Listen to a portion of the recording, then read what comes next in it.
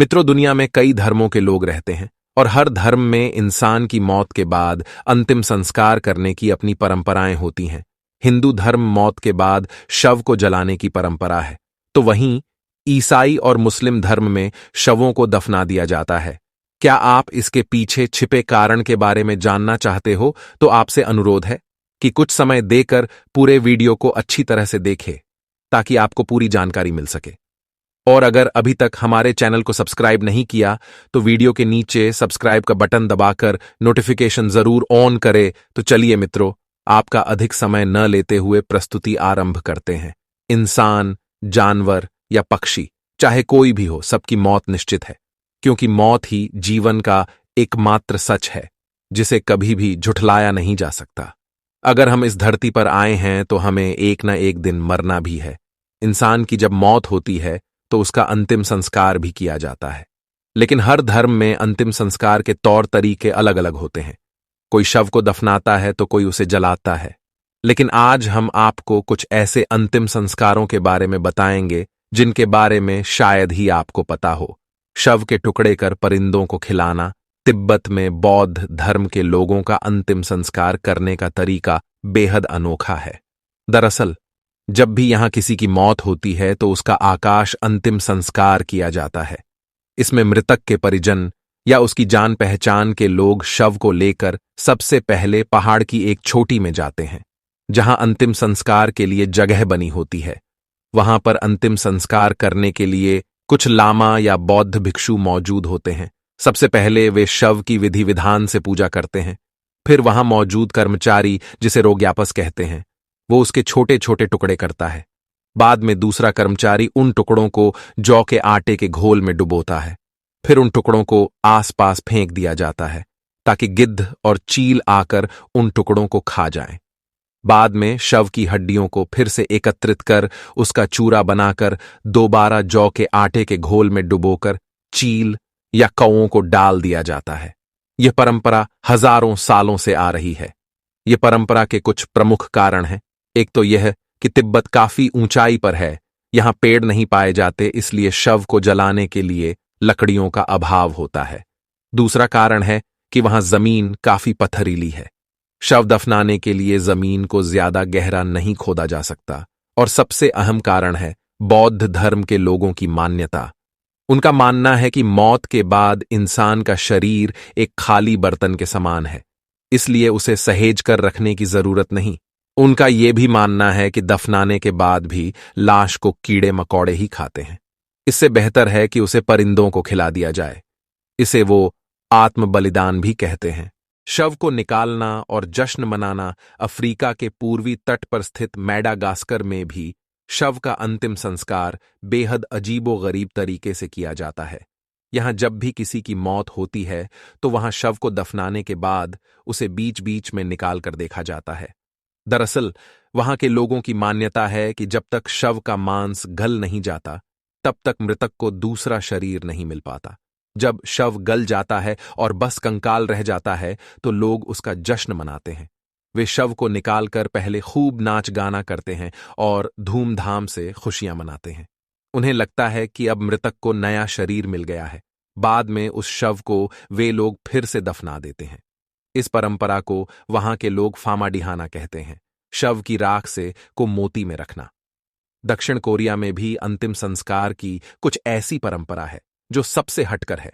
दरअसल यहां के जब किसी की मौत हो जाती है तो मृतक के परिजन शव को जलाने के बाद उसके अवशेषों को अलग अलग रंगों के मोतियों, फिरोजी, गुलाबी या काला में संरक्षित कर देते हैं। इसके बाद इन्हें कांच के बर्तन में डालकर घर की खास जगहों पर रख दिया जाता है। दरअसल दक्षिण कोरियाई लोगों का मानना है कि इससे उन्हें लगता है कि उनके प्रियजन उनके आसपास ही हैं। लॉस एंजलिस टाइम्स के मुताबिक दक्षिण कोरिया की एक डेथ बीड कंपनी बोनहयांग भी शवों की राख को मोतियों में संरक्षित करने का काम करती है। कंपनी के संस्थापक और सीईओ का कहना है कि उन्होंने पिछले एक दशक में 1000 से अधिक ग्राहकों को अपनी सेवा दी है। इसी तरह कई कंपनियां इस तरह के मोती बनाती हैं। ऐसी ही एक कंपनी मिकवांग ने भी बताया किया कि उनकी कंपनी ने हजारों ग्राहकों के लिए मोती बनाए हैं। इन मोतियों के हार नहीं बनाए जाते, सिर्फ उन्हें घर में कांच के बर्तन में डालकर ही रखा जाता है। शव की राख का सूप पीना अमेजन के जंगलों में पाई जाने वाली यानोमानी जनजाति की अगर बात करें तो इनका मृतक का अंतिम संस्कार करने का तरीका काफी हैरान करने वाला है। वे लोग एंडोकैनिबलिज्म रिवाज को फॉलो करते हैं।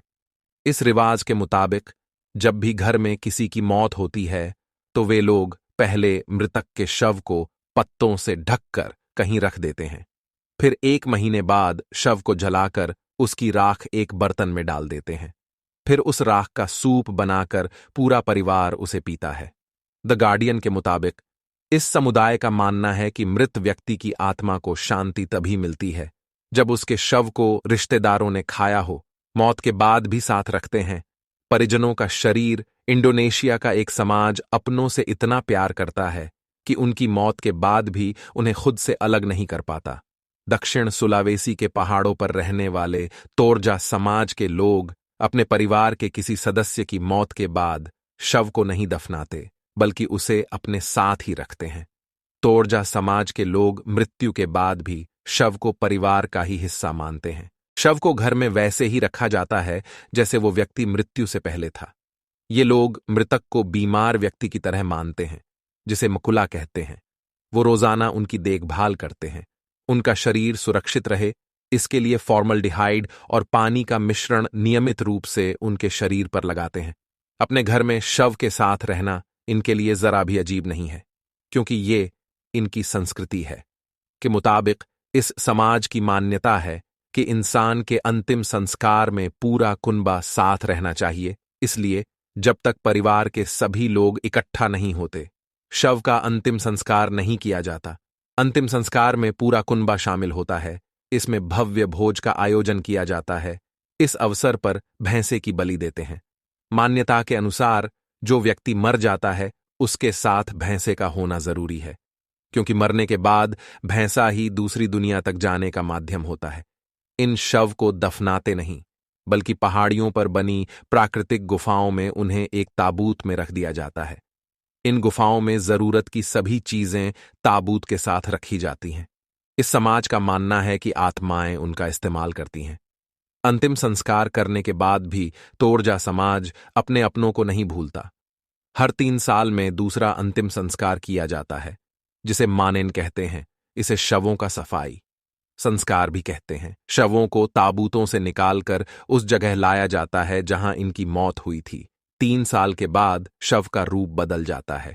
ये लोग शव को साफ करते हैं, उनके बाल बनाते हैं और नए कपड़े पहनाते हैं और उनके साथ तस्वीरें खिंचवाते हैं।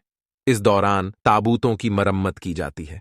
बाद में शवों को ताबूत में रखकर उनके जगह पर वापस छोड़ दिया जाता है। ये संस्कार अपने अपनों को याद करने और उनके प्रति प्यार दिखाने का एक तरीका होता है। ऐसा करने की एक खास वजह ये भी होती है, परिवार का जो वंश आगे बढ़ चुका है वो अपने पूर्वजों की मृत्यु पर के प्रति आभार व्यक्त करते हैं। तो मित्रों, आज के वीडियो में बस इतना ही। अगर आपको वीडियो पसंद आया हो तो लाइक, शेयर और सब्सक्राइब करके नोटिफिकेशन ऑन जरूर करें। तो मित्रों, अब हमें इजाजत दे और वीडियो को अंत तक देखने के लिए आपका बहुत बहुत धन्यवाद।